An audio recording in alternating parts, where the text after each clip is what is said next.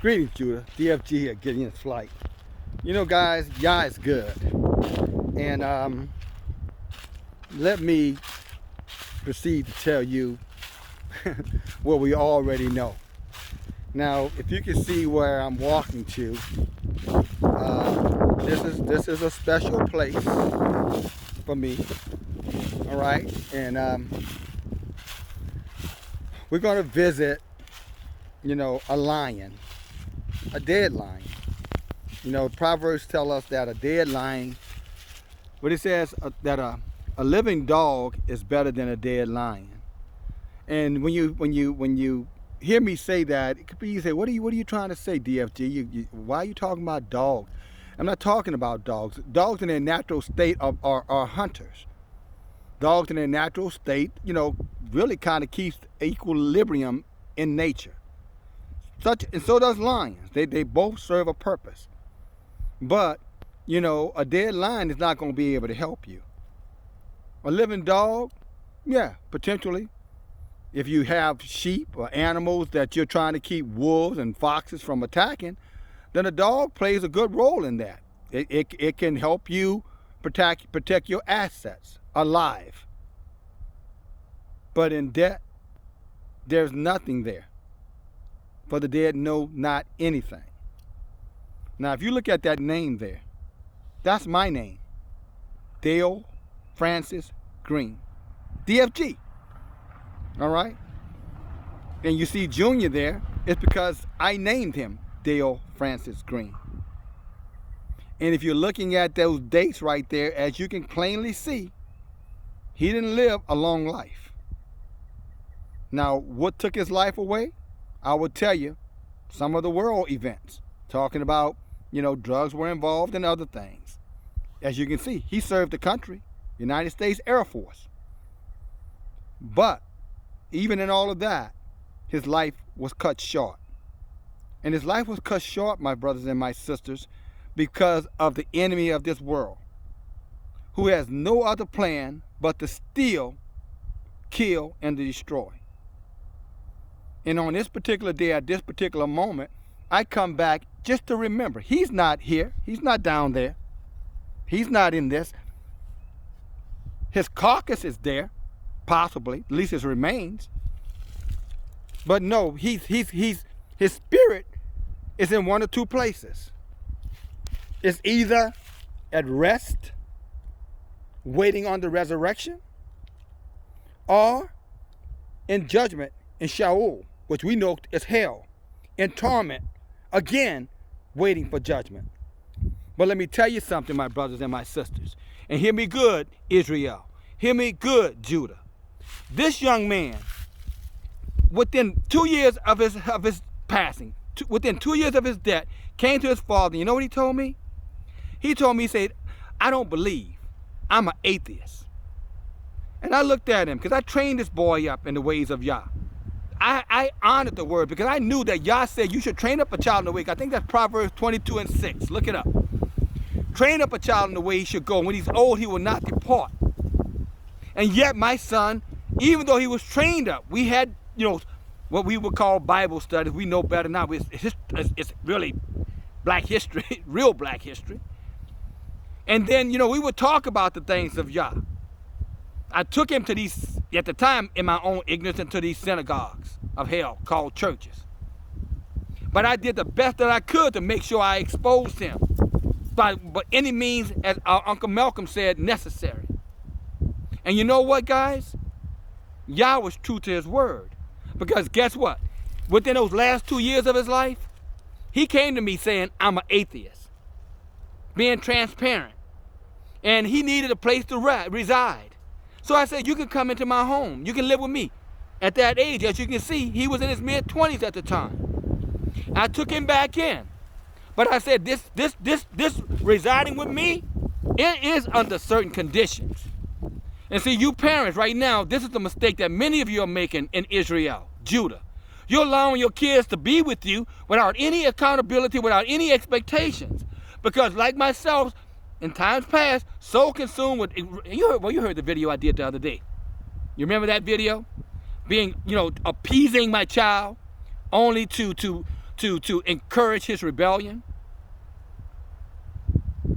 Many of us are guilty of this. You follow me? But that particular son, the other son, I'm not going to get into that. This particular son, my elder son, in our conversation, it was crystal clear. If you were going to reside with me, then you were going to reside to me under these conditions. You would study with me, and you would worship with me. And for 1 year, that's what happened. And you know what? I thought about the scripture on many a day. And I said, Yah says, train up a child in the way that he will go.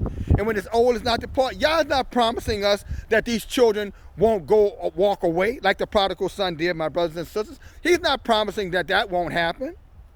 What he is saying to you is that if you're sincere and you're genuine and you continue not to give up, but hold your ground, hold your position, don't compromise, don't go along with their wicked behavior, then I will bring them back to you in ways that you cannot even imagine. I'll change the circumstances. I'll change the wind. I'll make an earthquake come. I'll create a storm, a hurricane. I'll do whatever I got to do, but he's going to come back.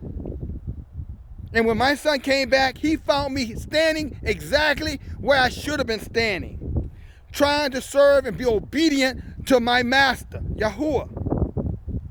And guess what? He told me, I'm an atheist now, Father. But I said, it does not matter. If you're going to be in here, you're serving Yah. And he needed me more than I needed him. And guess what? I provided him a roof and meals and food. But he had to give me his attention. And therefore, Yah provided him with the word through his father. Men of Judah, are you listening? And in that year's time, he went from being an atheist to someone when he left. Now, this was within the last 6 months of his life. Calling me on the nights that he knew me and his youngest brother would be having Bible studies. And you know what he would say? Hey, Dad, what was the Bible study about last night? What y'all studied in the Bible study? Or sometimes it will be the same night. What was the Bible study about? And there I am having a second study of the word, of our history book with him. And Yah is good that way, my brothers and sisters. So yes, his corpse might be there, but you know where his soul is? His Rahuk? Oh, it is at rest. It's in that place between here and paradise, awaiting the day of judgment. So that Yah can say, okay, DFG Jr., you weren't always the best, but you were a good and faithful servant. You did honor your father and your mother. And although your life was cut short prematurely, you have found grace with me. So this is what I say to you. Well done, my good and faithful servant. You have been faithful in a few things, and now I'm going to make you the governor of many things. See, that's the message here today for you brothers and sisters. And this is another message you need to share with your kids, because they think this world is a joke. They don't think that they're going to have to meet the Maker. I mean, after all, shouldn't it be him doing this with me being there? Isn't that the way they tell you naturally it's supposed to go? Parents shouldn't bury their children? Well, tell me something. Let me tell you something, my sisters and brothers. We're not dealing with the natural. We're dealing with the supernatural. And you don't know when Yah's going to come calling. You don't have any idea. None of us know. None of us know. And that's why when the book says that the day you hear my voice, harden not your heart, you know what I'm saying? You had better listen. You had better come. Yah's no respecter of persons. He'll take the young and he'll take them as old. But he will take them. And the question is, when the time comes, what will you be able to say? In some cases, what will they say about you? I know what I'm able to say this day. I have not once, I grieved for my son when I first lost him. No question about it. But after my grieving was done, I have had no more grief. Today, I took the day and I drove almost, 3.5 hours to come here just for this little sharing time to share with you and to see him, at least to see where his remains were left. And let me step back a little bit. Look at this. This is the goodness of Yah.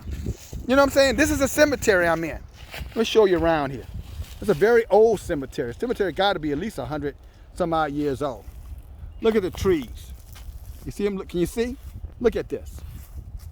Look, I'm just going to show you around here. Look.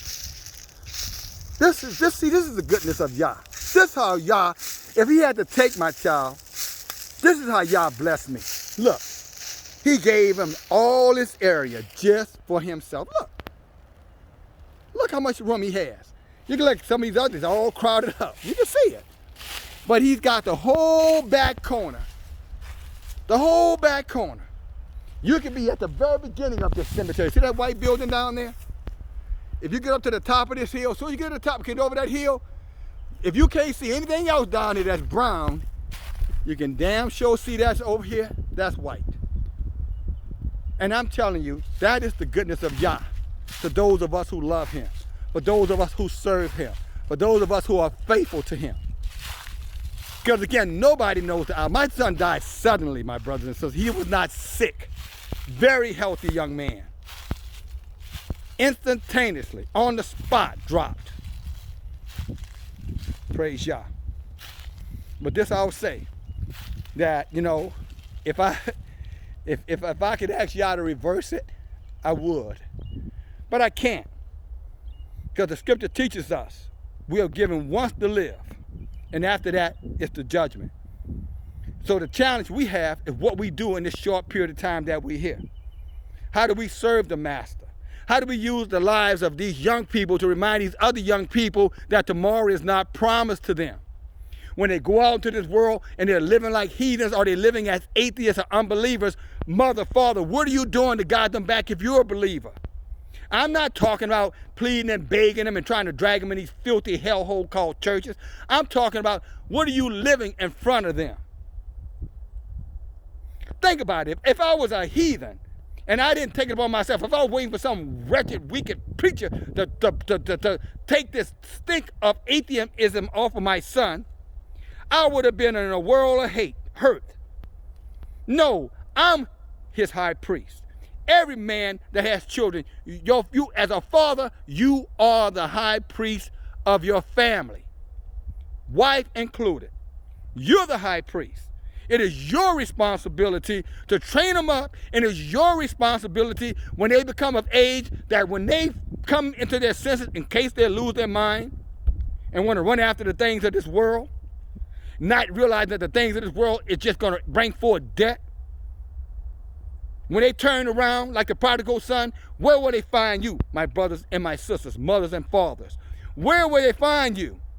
Out there twerking and whore hopping and women chasing and drug inducing and filthy, you know, behavior and poor customs, practicing idolatry in the occult. Where will they find you? Or will they find you standing strong, studying and ready to bring forth the word of Yah, to cleanse them of the stink of the pig pens and the pig and the slop buckets of this world? Because at the end of the day, I can share this testimony with you guys because I trusted in Yah. I trusted in Yah. Even when times were great, even when him and I were in disagreement, I trusted Yah. The one thing I never did was I never compromised my stance before Yah. So that gave him a target. That gave him something some hope. When he had given up on Elohim, when he had given up on the world, he still knew his father was a place that he could go to find the water to quench his thirst. I'm talking about the living water, the word of Yah.